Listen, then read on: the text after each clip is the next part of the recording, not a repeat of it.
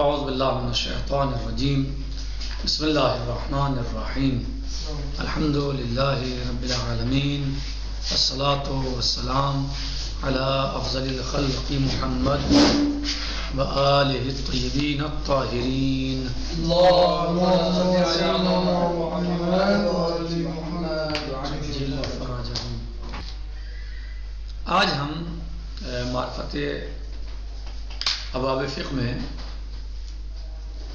پہنچے ہیں المذاہب الفقہیہ فی الاسلام.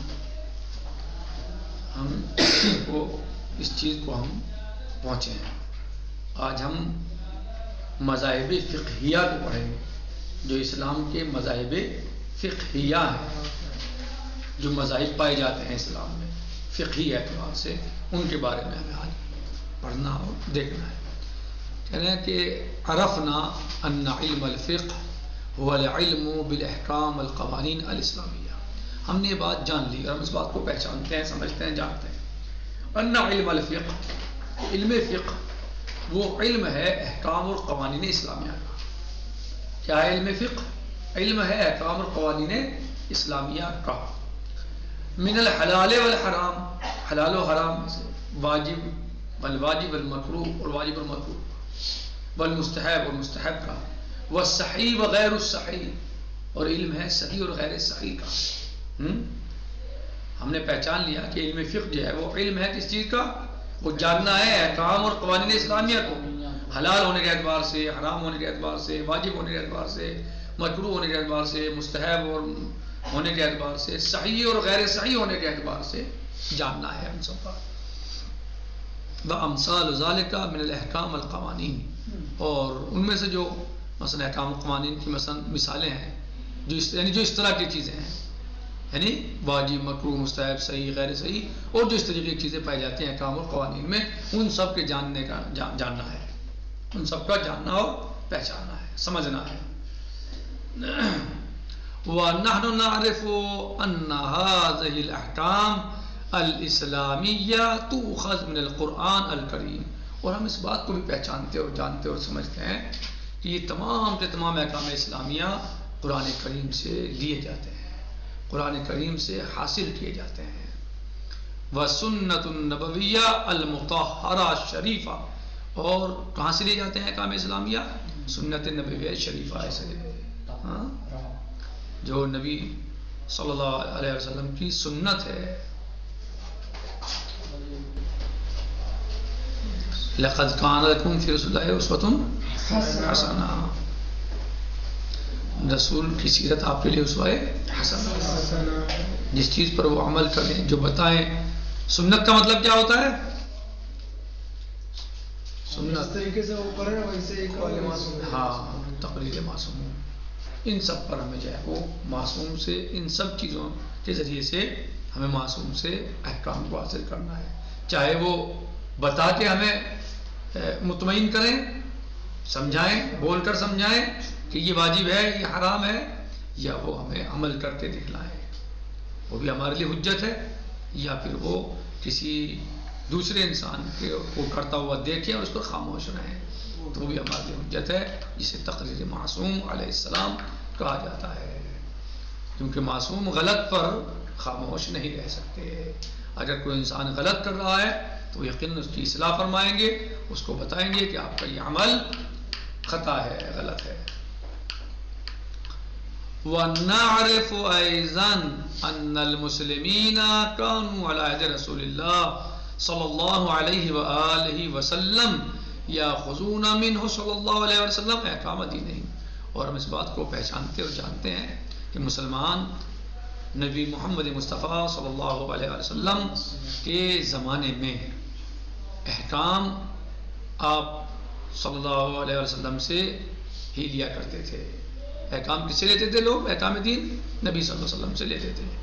التی تتعلق بالعبادات، کہ جو متعلق ہیں عبادات سے، کالصلاۃ والحج والصوم والطہارہ، کہ جو متعلق ہیں عبادات جیسے نماز، حج، صوم، طہارت، زکوٰۃ وغیرہ وغیرہ سب ہیں.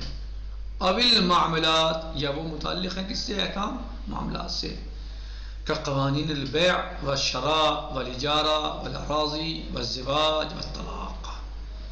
صحیح، یعنی تمام مسلمان قوانین اسلامی کو، احکام اسلامیہ کو کس سے لیتے تھے؟ نبی محمد مصطفیٰ صلی اللہ علیہ وآلہ وسلم سے لیتے تھے.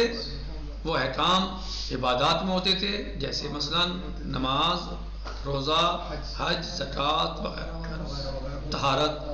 یا وہ معاملات کے ہوتے تھے، یعنی جو معاملات کے احکام ہوتے تھے ان کے، وہ بھی وہ کس سے لیتے تھے؟ نبی محمد مصطفیٰ صلی اللہ علیہ وسلم سے ہی لیا کرتے تھے. جیسے مثلا بیع و شرع، جیسے بیع و شرع کے قانون، بیع و شرع کے قوانین کس سے لیے؟ ہمارے سرکار حضرت محمد مصطفیٰ صلی اللہ علیہ وسلم سے ہی لیے ہیں اور لیتے تھے. یا جن قوانین کی حضرت محمد مصطفیٰ صلی اللہ علیہ وآلہ وسلم تائید فرماتے تھے، تصدیق فرماتے تھے، اس پر مہر لگاتے تھے، تو اس کو انجام دیتے تھے لوگ، ان کو یعنی ان پر عمل کرتے تھے. یعنی بہت سے قوانین ہو سکتا ہے کہ مثلا پہلے سے ہی چل رہے ہوں مثلا، تو مثلا نبی صلی اللہ علیہ وسلم اس کی تائید فرماتے تھے کہ ہاں یہ صحیح ہے، تو پھر اس کو احکام پر عمل کرتے تھے. جسے عقود میں ہے، بیع و شرع میں بہت سی باتیں ہیں، بہت سی چیزیں ایسی ہیں کہ جو اسلام سے پہلے بھی ہوتا تھا، وہ عقلی چیزیں تھیں، صحیح تھیں، مثلا کوئی غلط نہیں تھا، تو اسلام نے اسی کی تصدیق کر دی اور تائید کر دی کہ ہاں ٹھیک ہے، اسی پر آپ عمل کیجیے، اسلام کا حکم بھی یہی ہے مثلا. تو ان کو بھی مثلا وہ، لیکن لیتے کس سے تھے؟ سرکار رسالت محمد مصطفیٰ صلی اللہ علیہ وسلم کی اجازت اور ان کی تائید اور ان کی تصدیق کے بعد لیتے تھے. مثلا اگر کوئی ایسی چیز ہوتی تھی، کوئی ایسا قانون ہوتا تھا. والاجارہ، بیع و شرع یعنی بیچنا خریدنا. اجارہ کرائے پہ کوئی چیز لینا، اجارے پہ کوئی اجرت پہ کوئی چیز لینا. آپ کی گاڑی ہم کرائے پہ لے لیں، آپ کا گھر کرائے پہ لے لیں، یا آپ کی کوئی اور چیز کرائے پہ لے لیں مثلا. والاراضی، اور زمینوں کے احکام اراضی کے. والزواج والطلاق، شادی بیاہ کے احکام اور طلاق کے احکام. کس سے لیے سب نے مسلمانوں نے اس وقت پہ؟ کس سے لیتے تھے؟ نبی صلی اللہ علیہ وسلم سے لیا کرتے تھے. او قوانین العقوبات، یا عقوبات کے قوانین. عقوبات یعنی سزائیں مثلا. نہیں، عقوبات سزائیں، اس میں وہ بھی آئے گا، حدود بھی آئیں گے، دیات بھی آ جائیں گی، دوسری سب چیز آ سکتی ہیں. عقوبات یعنی عقاب یعنی سزا. تو سزا میں ظاہر حدود کیا ہے؟ سزائیں تو ہیں. یا مثلا دیات ہیں، وہ بھی ایک سزا، ایک قسم کی جرمانہ مثلا. یا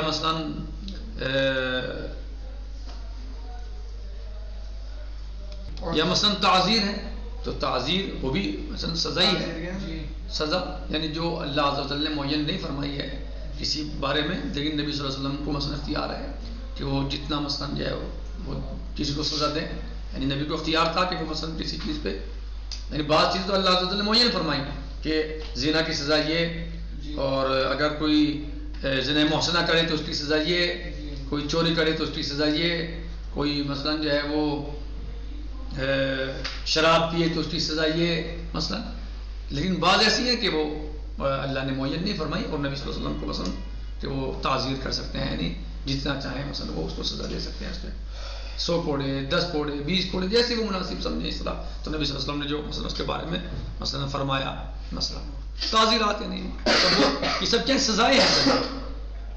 وغیرها من القوانین والاحکام، اس کے علاوہ اور بہت سارے قوانین اور احکام ہیں جو شریعت مقدس اسلامیہ نے بیان کیے ہیں، اور لوگ مسلمان نبی صلی اللہ علیہ وسلم کے زمانے میں آپ صلی اللہ علیہ وسلم سے ہی وہ احکام لیا کرتے تھے. وبعد وفاتہ کانت تحدث عندهم بعض القضايا فی الصلاۃ. بعد وفات نبی صلی اللہ علیہ وسلم بعض چیزیں، بعض قضائے نماز میں مثلا پیدا ہو گئے، نئی چیزیں آئیں سامنے، یا روزے میں، اور شؤون الاسرا یعنی نماز کے احکام میں بعض چیزیں مثلا اس وقت پہ نہیں لی ان لوگوں نے، مثلا نئی ضرورت تھی، نہیں محسوس کی. بہت سارے احکام ایسے ہو سکتے ہیں جن کی نبی صلی اللہ علیہ وسلم کے زمانے میں ضرورت نہیں تھی، بعد میں ان کی ضرورت پڑی، مثلا ہو سکتا ہے. تو مثلا یہ روزے کے احکام یا شؤون اسرا یعنی فیملیوں کے بارے میں. صحیح، اسرا خاندان، فیملی. شؤون یعنی امور، ہاں یعنی ان کی وفات کے بعد، ہاں بعد وفات نبی صلی اللہ علیہ وسلم بعض چیزیں نئی پیش آئیں، مثلا بعض قضایا میں، مثلا نماز میں، روزے میں، یا شؤون اسرہ میں یعنی فیملیوں کے امور میں یعنی او فی تجارت میں، بیع میں، شرع میں، قضایا میں، حج میں، فلم تکن موجودہ علی عہد رسول اللہ صلی اللہ علیہ وسلم، اور وہ چیزیں مثلا نبی صلی اللہ علیہ وسلم کے زمانے میں موجود نہیں تھی، نہیں ضرورت تھی اس زمانے میں، لوگ ان کو انجام نہیں دیتے تھے، تو اس کے بارے میں کسی نے نبی صلی اللہ علیہ وسلم سے مثلا معلوم بھی نہیں کیا. صحیح. فاحتاجوا الی ان یعرفوا حکمها الشرعی، لیکن جب بعد میں ضرورت پیش آئی تو انہیں حکم شرعی سمجھنے کی حاجت تو ہوئی، ضرورت محسوس ہوئی.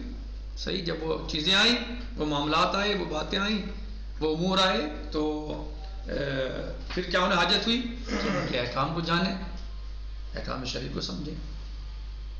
فکانوا یلجؤون الی بعض الصحابہ رضوان اللہ تعالی علیہ، تو پھر کیا کرتے تھے یہ لوگ یعنی مسلمان امت مسلمہ نبی صلی اللہ علیہ وسلم کی وفات رحلت کے بعد کیا کرتے تھے؟ جب ان کو احکام پیش آتے تھے تو مثلا وہ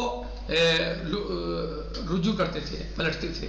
یلجؤون یعنی جاتے تھے، وہ کدھر پلٹتے تھے؟ الی بعض الصحابہ، بعض صحابہ. اور اہل بیت نبی صلی اللہ علیہ وسلم کیا ہے؟ اہل بیت نبی صلی اللہ علیہ وسلم خود افضل صحابہ ہیں، یعنی وہ خود صحابہ میں سے ہیں لیکن افضل ترین صحابی ہیں. مولا متقیان ہر وقت نبی کریم صلی اللہ علیہ وسلم کے ساتھ رہے، تو ان سے بڑا صحابی کون ہوگا؟ سیدہ فاطمہ سلام اللہ علیہ نبی کریم کی خدمت میں رہی، جی آپ کی بیٹی تھی، وہ گھر تک کے مثلا گھر تک میں آپ کے ساتھ تھی. یعنی جو صحابہ جنہیں صحابہ کہا جاتا ہے رضوان اللہ علیہ مثلا، تو وہ کہاں تک ہوتے تھے؟ باہر تک، مسجد تک، نبی کے دربار تک مثلا. لیکن گھر میں تو نہیں جاتے تھے، وہ ہر وقت گھر میں تو نہیں آتے تھے نبی صلی اللہ علیہ وسلم کے پاس. گھر میں کون رہتے تھے؟ اہل بیت نبی صلی اللہ علیہ وسلم، تو وہ تو سب سے بڑے صحابی ہیں. صحیح. اہل بیت نبی سلام اللہ علیہ اجمعین وہ نبی صلی اللہ علیہ وسلم کے صحابی ہیں، اور ایسے صحابی ہیں کہ ان کے حدود دیگر اصحاب سے بہت زیادہ ہے. صحیح. یا سیدہ خدیجہ سلام اللہ علیہ مثلا صحابیہ ہیں، زوجہ بھی ہے اور صحابیہ بھی ہیں، بھائیمانہ کہ وہ نبی صلی اللہ علیہ وسلم کے بزم میں رہی ہیں، جہاں کوئی نہیں پہنچ سکتا مثلا یہ گھر کے اندر، وہ وہاں مثلا جناب خدیجہ سلام اللہ علیہ مثلا جی، یا جناب فاطمہ سلام اللہ علیہ گھر کے اندر آپ کی بیٹی سے رہتی تھی، یا مولا متقیان علیہ السلام آپ کے بھائی بھی تھے، آپ کے داماد بھی تھے، اور آپ کے خلیفہ بھی تھے مثلا، آپ کے ساتھ رہنے والے ہر وقت. تو امام حسن حسین سلام اللہ علیہ مثلا، تو یہ سب کہاں تھے؟ یہ افضل صحابہ تھے اور بڑے صحابی تھے، اور ایسے صحابی تھے کہ جن کا تعلق باہر بھی تھا اور گھر میں بھی تھا. صحیح. تو اگر امت مسلمہ اس وقت پہ حاجت محسوس کرتی تھی تو صحابہ کی طرف پلٹتی تھی. تو صحابہ کے لفظ سے مراد صرف یہ نہیں ہے کہ جن کو چند لوگوں نے مل کے صحابہ کہا وہی صحابی ہیں، نہیں، صحابی تو بہت ہیں. اور صحابی کا مطلب جو ہے وہ ساتھ رہنے والا، تو اہل بیت سے زیادہ ساتھ رہنے والا کون ہوگا مثلا؟ جو گھر میں بھی ساتھ تھے اور باہر بھی ساتھ تھے. تو امت مسلمہ اصحاب کی طرف پلٹتی تھی. لیاخذوا الاحکام منہم، تاکہ وہ ان سے احکام کو حاصل کر سکے. لیاخذوا الاحکام منہم، تاکہ وہ ان سے احکام شرعیہ دینیہ کو حاصل کر سکے. فقد كانوا ياخذون من الامام علی ابن ابی طالب علیہ افضل الصلاۃ والسلام. دیکھیں مثلا وہ لیتے تھے احکام کو کس سے؟ مولا متقیان امیر المومنین صراط المستقیم قائد المحجلین علی ابن طالب علیہ السلام سے احکام کو لیتے تھے. ومن عبداللہ بن عباس، عبداللہ بن عباس سے لیتے تھے. عبداللہ بن عباس مفسر بھی ہیں، مفسر قرآن ہیں اور صحابی بھی ہیں. تو عبداللہ بن مسعود، اور عبداللہ بن مسعود سے لیتے تھے احکام. الذین اخذا من علی علیہ السلام، انہوں نے کہاں سے احکام حاصل کیے؟ ابن عباس رضوان اللہ تعالیٰ علیہ یا ابن مسعود رضوان اللہ تعالیٰ علیہ نے احکام کہاں سے لیے تھے؟ مولا متقیان امیر المومنین قائد الغر المحجلین مولا الموحدین علی علیہ السلام سے.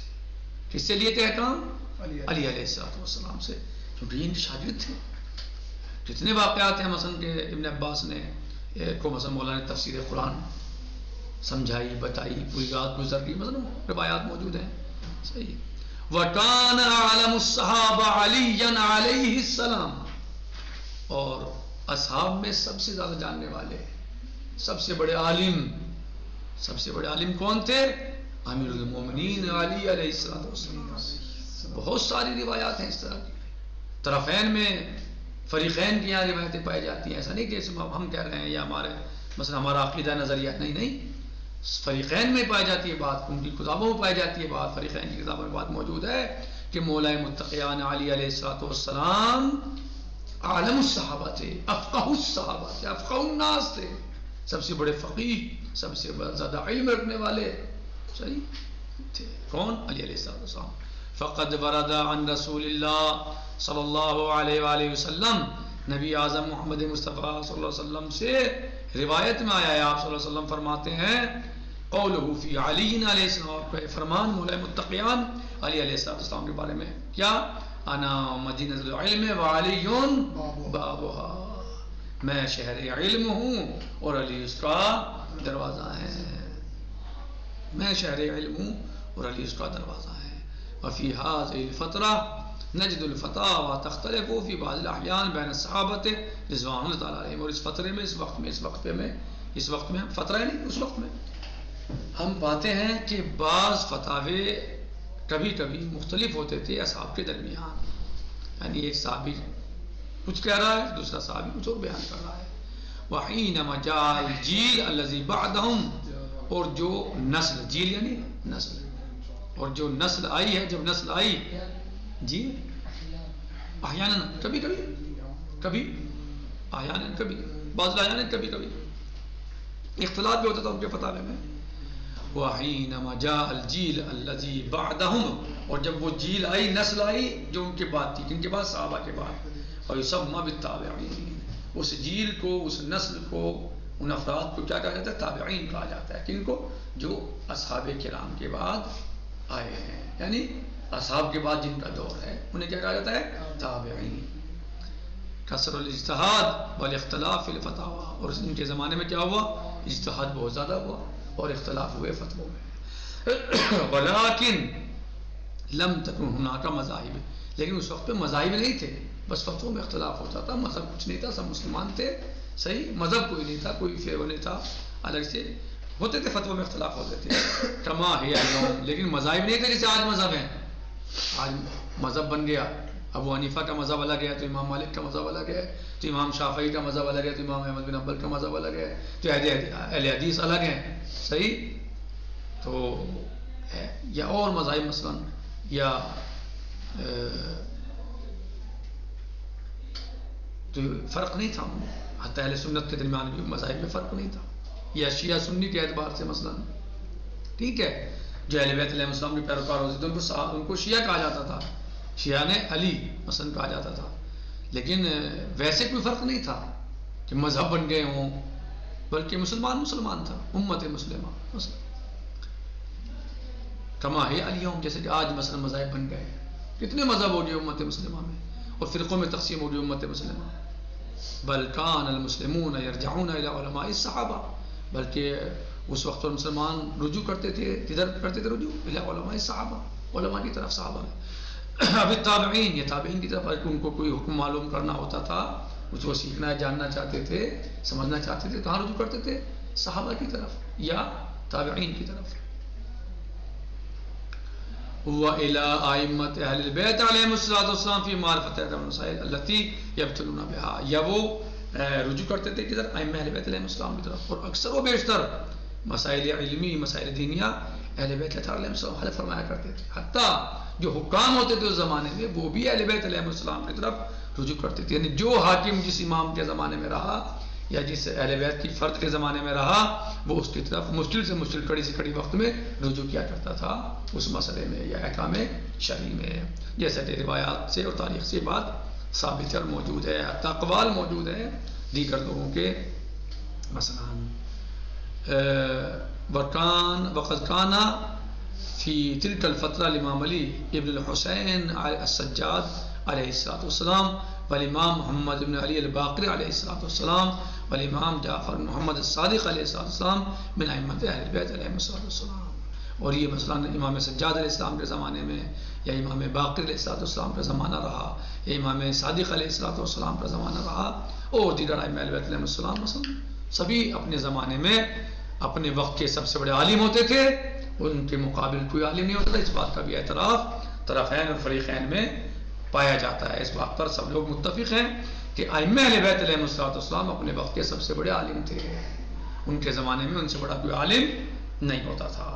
مثلا چاہے امام سجاد علیہ السلام کا زمانہ ہو یا امام باقر علیہ السلام کا زمانہ ہو, امام صادق علیہ السلام کا زمانہ ہو, حتیٰ کہ مذاہب اربع کے جو مثلا بانیان ہیں یا جو مذاہب اربع کے ائمہ ہیں, صحیح ہے, چاہے امام ابو حنیفہ ہوں یا امام مالک ہوں یا شافعی ہوں یا احمد بن حنبل ہوں, یہ سب ڈائریکٹ یا انڈائریکٹ امام صادق علیہ السلام کے شاگرد ہیں. صحیح. تو یہ اپنے زمانے میں ائمہ علیہ السلام سب سے بڑے عالم ہوتے تھے اور سب سے بڑے فقیہ ہوتے تھے, اور ان کے علم کا مقابلہ کوئی انسان بھی نہیں کر پاتا تھا, بلکہ یہ اپنے وقت کے سب سے بڑے عالم ہوا کرتے تھے. ان جیسا علم کسی کے پاس نہیں ہوتا تھا.